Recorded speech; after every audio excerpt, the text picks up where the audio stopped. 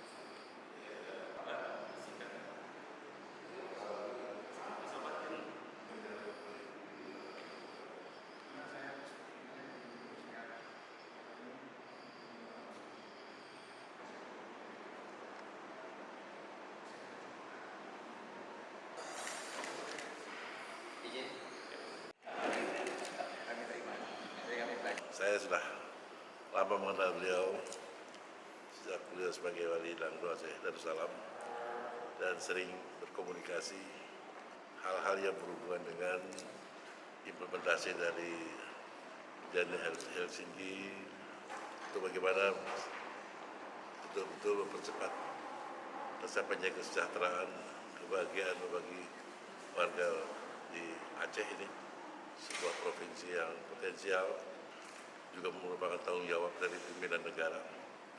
Dan saya berterima kasih bahwa Pak Wali Langdo sangat concern untuk hal-hal yang berhubungan dengan kesejahteraan.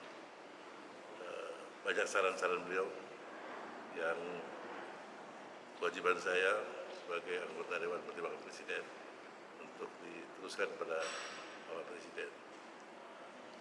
Saya sangat bergembira bahwa hubungan dengan beliau itu anytime, kapan saja bisa kontak ya, tanpa ada barrier, sehingga ya mudah-mudahan hal ini akan berkelanjutan dengan kepentingan akhirnya untuk kepentingan masyarakat, baik khususnya warga Aceh maupun bangsa Indonesia secara keseluruhan.